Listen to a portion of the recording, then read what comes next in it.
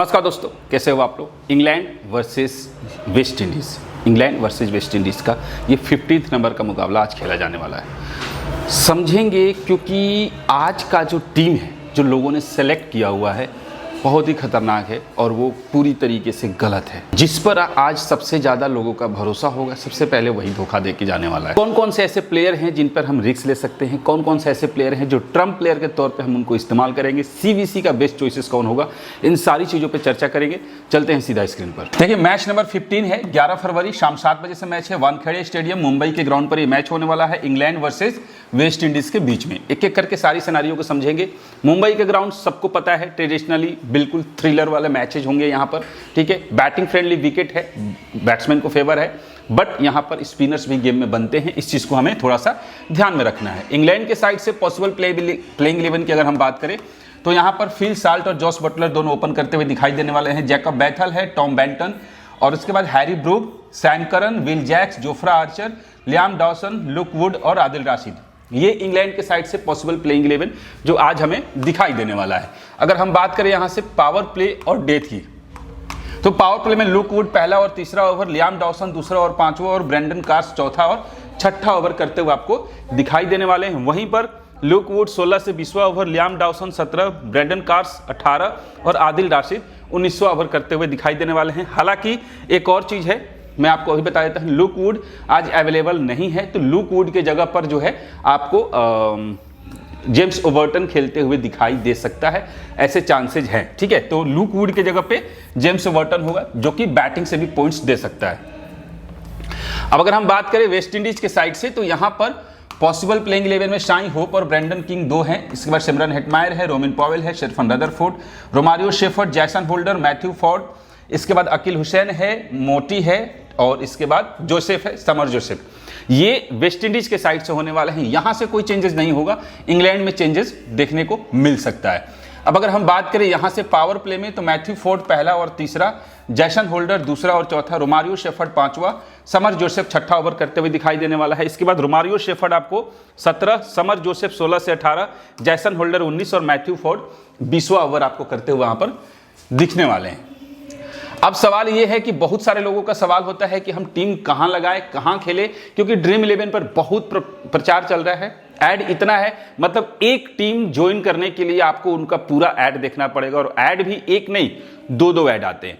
तो इस केस में टेलीग्राम पर भी मैं ऐप का लिंक भेज रहा हूं और पिन कमेंट में भी लिंक दिया हुआ है, जाइए वहां पर ज्वाइन कीजिए। सबसे पहली बात कि वहां पर आपको फ्री गिव अवे मिल रहा है, याद रखिएगा, फ्री गिव अवे है, ठीक है। तकरीबन 1700 लोगों को फ्री गिव अवे दिया जा रहा है, जो कि मिनिमम 100 रुपए का फ्री गिव अवे है। 1700 लोगों को, फर्स्ट 1700 लोगों को यहां पर 100 रुपए का फ्री गिव अवे मिल रहा है। पिन कमेंट में लिंक दिया हुआ है, और भी वहां पे कॉन्टेस्ट है जो कि आप खेल सकते हो।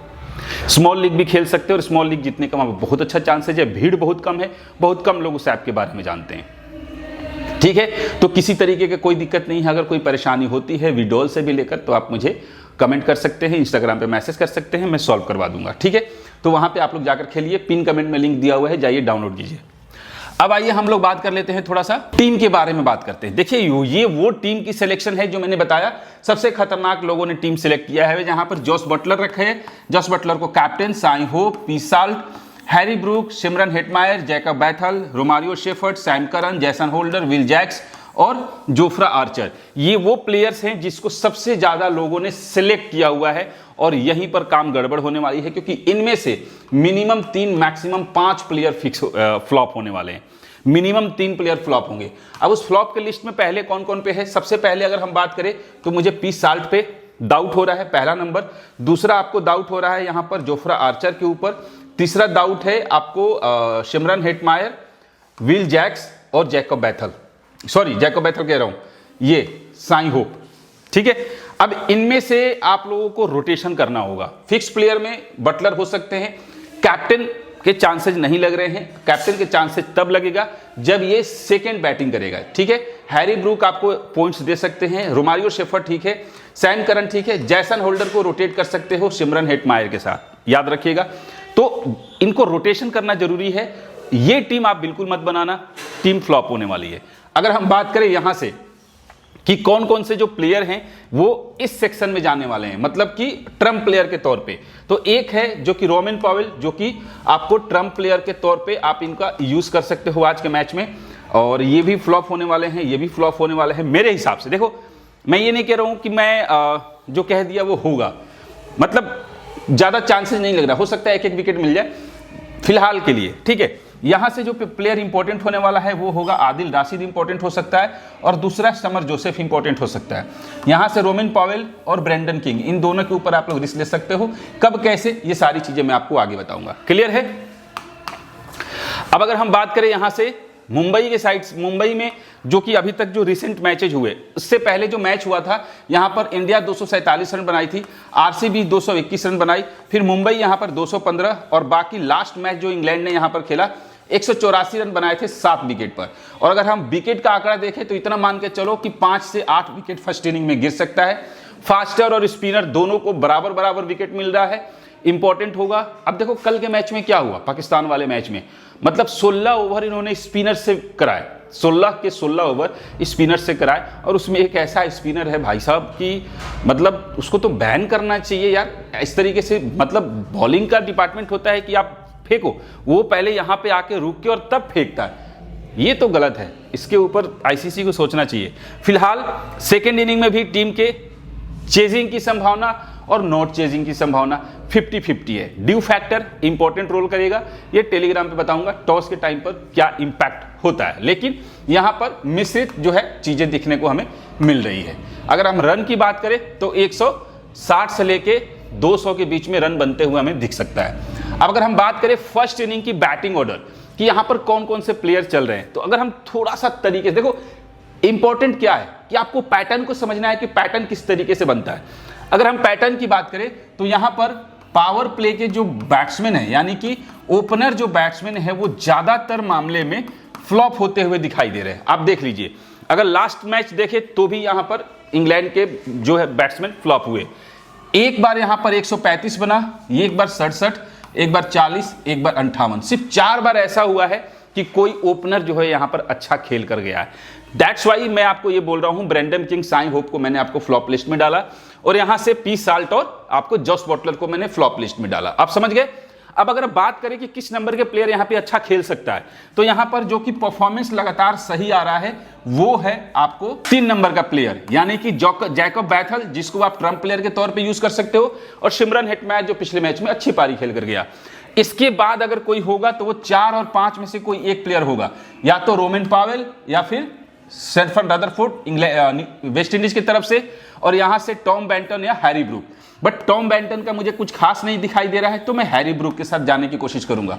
तो ओवरऑल अगर हम बात करें तो इन पैटर्न्स के ऊपर टीम बनाना है। पावर प्ले के या तो दोनों को फ्लॉप करो या दोनों में से किसी एक को फ्लॉप करो, चांसेज यहां पर हमें यही दिखाई दे रहा है। पैटर्न्स पर टीम बनाइएगा, कोई दिक्कत हो कमेंट में लिखिए, मैं बात करूंगा। अब अगर सेकेंड इनिंग की बात करें पावर प्ले मतलब ओपनर्स की, तो देखो एक बार 55, एक बार 62, एक बार 31, एक बार 34, 76, 43 और ज्यादा से ज्यादा 29, यानी कि यहां भी सेकेंड इनिंग में भी सेम हाल है कि दोनों के दोनों ओपनर नहीं चल रहे हैं, या फिर एक ओपनर चल रहा है। क्लियर है, एक ही ओपनर चलने के चांसेस है। यहां पर दोनों फ्लॉप हुए, यहां पर दोनों फ्लॉप हुए। चल कौन रहा है, या तो एक ओपनर या फिर दोनों को आप रोटेशन में डाल सकते हो।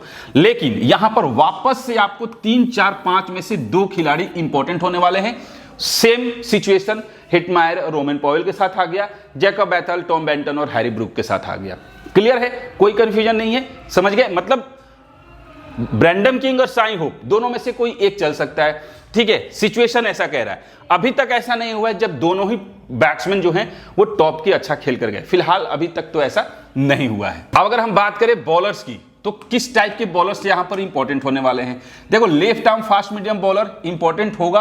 क्यों होगा, क्योंकि यहां पर विकेट मिला है, 4-4 विकेट, 2-2 विकेट भी यहां पर मिलते हुए दिखाई दे रहा है। यानी कि सिंपल सा रूल है कि फास्ट बॉलर्स हमें रखना ही रखना है। स्पिनर्स के तौर पे लेफ्ट आर्म ऑर्थोडॉक्स या ऑफ स्पिनर 1 से 2 विकेट मैक्सिमम मिल सकता है, जो कि फर्स्ट इनिंग में हमारे को दिख रहा है, ठीक है। चाहे वो लेग स्पिनर हो, ऑफ स्पिनर हो या लेफ्ट आर्म ऑर्थोडॉक्स हो, लेकिन सबसे ज्यादा विकेट्स कौन लेके जा रहा है, फास्टर्स फर्स्ट इनिंग में, ठीक है। उस केस में हमारे लिए सैम करन, जोफ्रा आर्चर, हालांकि जोफ्रा आर्चर पे मुझे डाउट है आज के मैच में, ठीक है, ये थोड़ा सा ध्यान रखिएगा।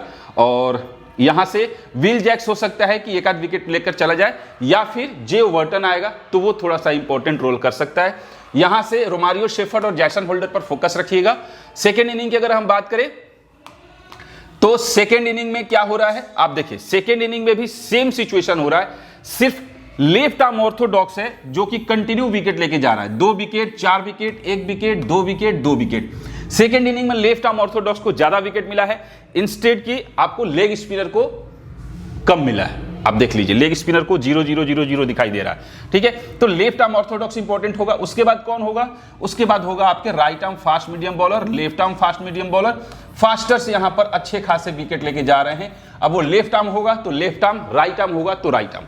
सिंपल सी बात है, हम लोगों को रोटेशन करना है, कम से कम 2-2 बॉलर फास्ट बॉलर को हमें टीम में रखना होगा। क्लियर है। आप देख लेते हैं इंग्लैंड के बैट्समैन की अगर हम बात करें, इंग्लैंड के बैट्समैन की अगर हम बात करें तो देखो पी साल्ट अभी कुछ खास नहीं दिखाई दे रहा है। जॉस बटलर 17, 39, 25, 26 अभी किसी के कुछ खास नहीं दिखाई दे रहा है, लेकिन एक हैरी ब्रूक है, ठीक है, जो कि सेकंड में 16 और फर्स्ट में 4, बाकी 2 बार ठीक ठाक पारी खेल कर गया। सैम करन बैटिंग और बॉलिंग दोनों से ही पॉइंट देगा। जैकब बैथल 3 मैच में फ्लॉप हुआ है, एक ही मैच में फर्स्ट बैट में चला हुआ है।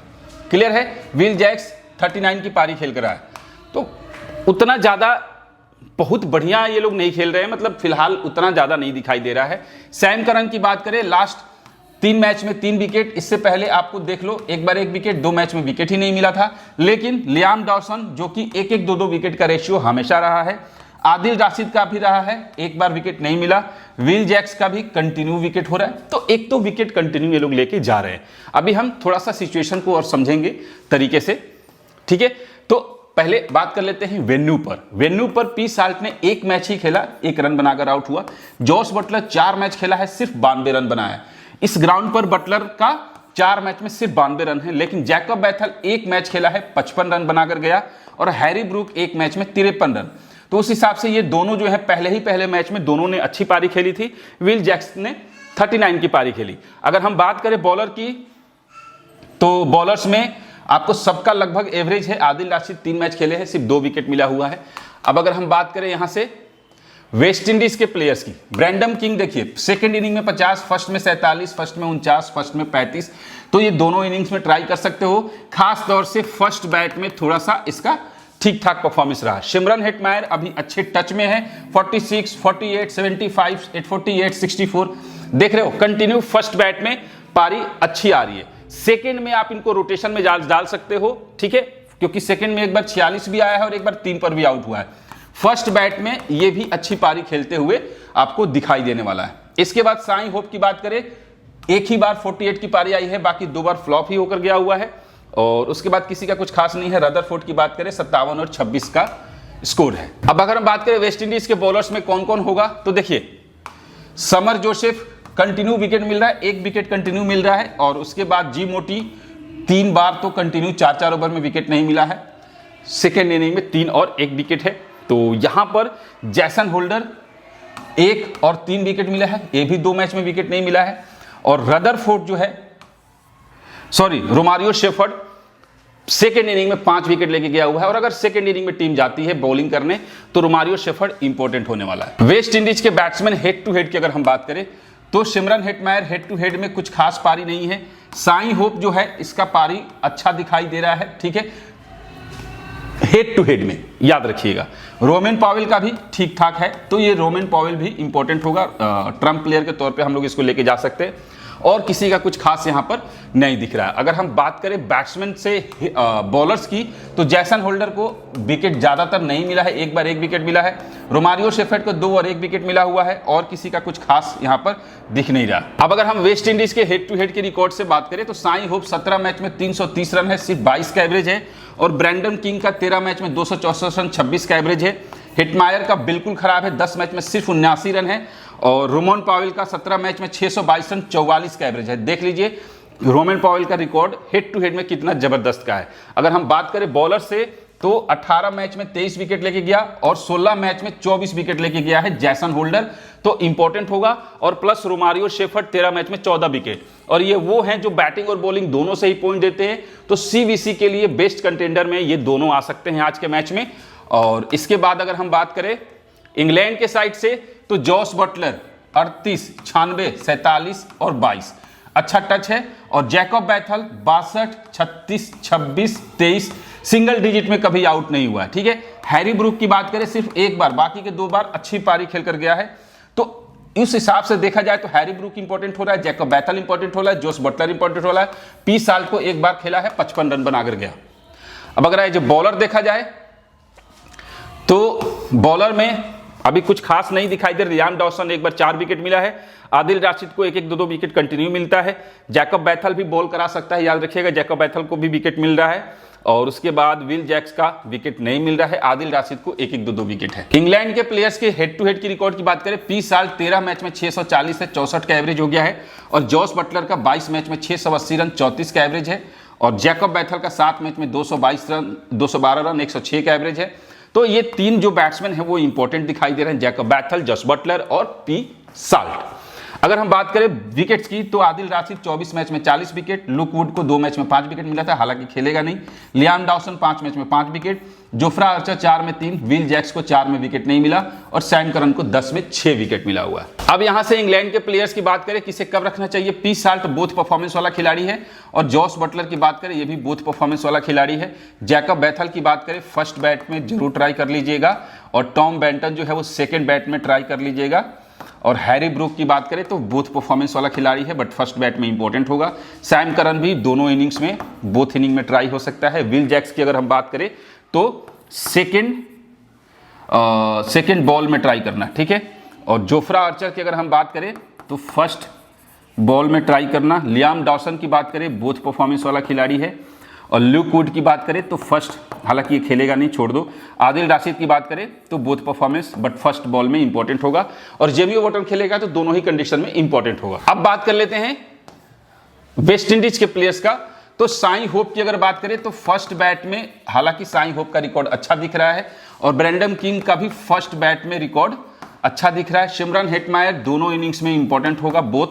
रोमन पॉवेल की बात करें, बोथ इनिंग्स में इंपॉर्टेंट होने वाला है। और शर्फन रदरफोर्ड फर्स्ट बैट में थोड़ा सा रिकॉर्ड अच्छा है। रोमारियो शेफर्ड की अगर हम बात करें तो फर्स्ट बॉल में इंपॉर्टेंट होगा। जैसन होल्डर बोथ इनिंग में ट्राई कर सकते हो आप लोग। और मैथ्यू फोर्ड की अगर हम बात करें तो फर्स्ट बॉल में। और अकील हुसैन सेकेंड बॉल में। और गुडाकेश मोटी की बात करें तो इसको भी सेकेंड में बॉल में ट्राई कर लेना।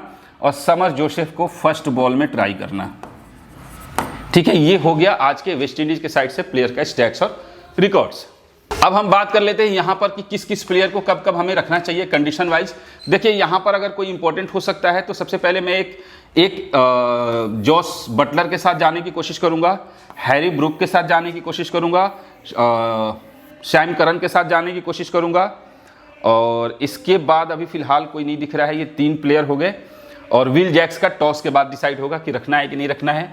यहाँ से मैं सिमरन हेटमायर के साथ फिक्स में जाकर, इसके बाद यहाँ पर रोमारियो शेफर्ड है और जैसन होल्डर है। ये 2 प्लेयर हम 3 प्लेयर इंपॉर्टेंट होने वाले हैं, ठीक है, याद रखिएगा। और एक रोमन पॉवेल को भी हम टीम में सेलेक्ट कर लेते हैं।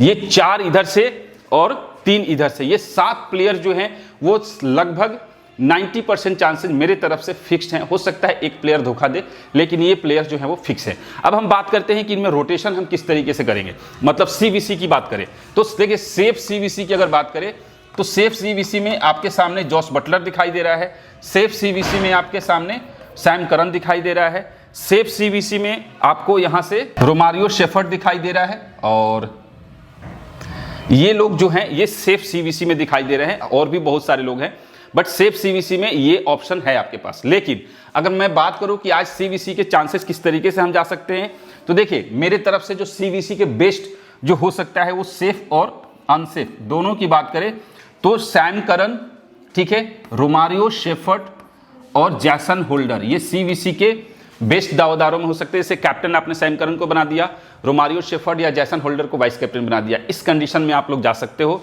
इसके बाद एक रिस्की सीवीसी में रोमन पॉवेल है। रिस्की सीवीसी में आपके सामने जैकब बैथल है। ये वो प्लेयर हैं जो रिस्की में आ सकते हैं। और यहां से एक हैरी ब्रूक है रिस्की सीवीसी में। और मुझे कुछ खास नहीं लग रहा है। ठीक है, ये वो खिलाड़ी हैं 3 और 3 6 जिनको आप लोग एज अ रोटेशन CVC कर सकते हो। ठीक है, ये याद रखिएगा, रोटेशन में CVC कर सकते हो। कौन कौन हो गया? जैकब बैथल, सैम करन और हैरी ब्रूक और रोमेन पॉवेल, रोमारियो शेफर्ड और जैसन होल्डर, ये 6 के ऊपर नजर रखिएगा। हो सकता है कि ये बने। जॉस बटलर अगर सेकेंड इनिंग में जाता है बैटिंग करने तो शायद आप ट्राई कर सकते हो। तो ये फिलहाल के लिए सारा चीज था। पिन कमेंट में टेलीग्राम चैनल का लिंक दिया हुआ है, ज्वाइन कर लो। प्लस फैंटेसी किस पर खेलना है उसका लिंक दिया हुआ है। मिलते हैं फिर नेक्स्ट वीडियो में, तब तक के लिए जय हिंद।